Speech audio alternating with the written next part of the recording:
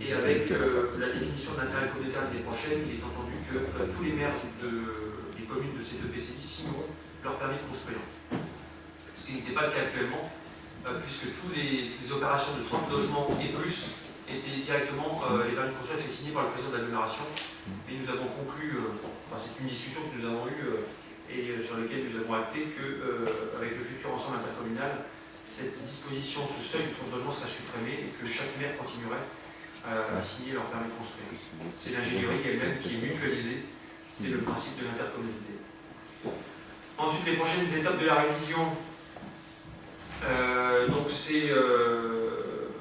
Donc on va arrêter le projet pour en février, puis ensuite il y aura l'enquête publique que vous connaissez avec également de permettre à la population de s'exprimer sur ce sujet important qui concerne les 15 ans qui viennent.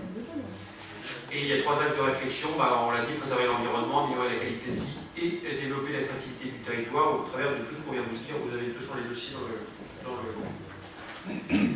conseil municipal. Je commence à fatiguer, donc je vais vous laisser maintenant la parole. Oui, question.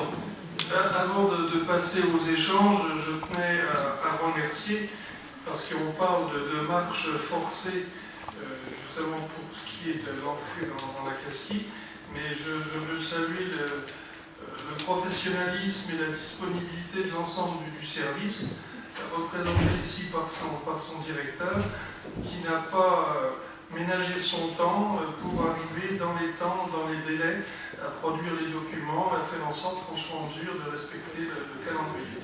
Donc je tenais à les remercier. Je partage totalement ces avis, l'ensemble des agents qui ont participé. Bravo. Monsieur F.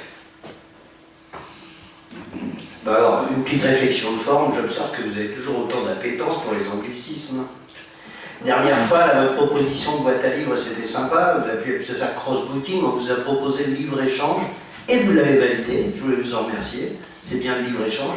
Alors là, mord pas, on sait tous que c'est l'abréviation de mauvais repère, que ça devienne la Smart City en peu de temps. Laissez-nous un peu de temps pour réfléchir, pour trouver quelque chose, même ville intelligente, je préfère, vous voyez. Alors maintenant, pour en venir à quelque chose... C'est écrit numérique ou intelligente.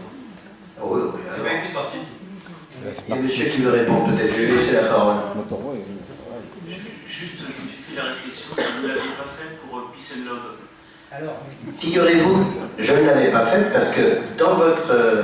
vous allez voir, dans l'ordre du jour, là, il y a marqué Peace and Love, et après, quand je me reporte à Peace and Love, regardez, et quand on se reporte à la note, Peace and Love, il s'agit d'audition, j'avais compris.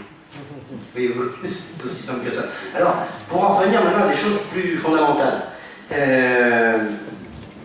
vous connaissez mon point de vue sur la loi SRU. Ils l'ont bougé comme ça de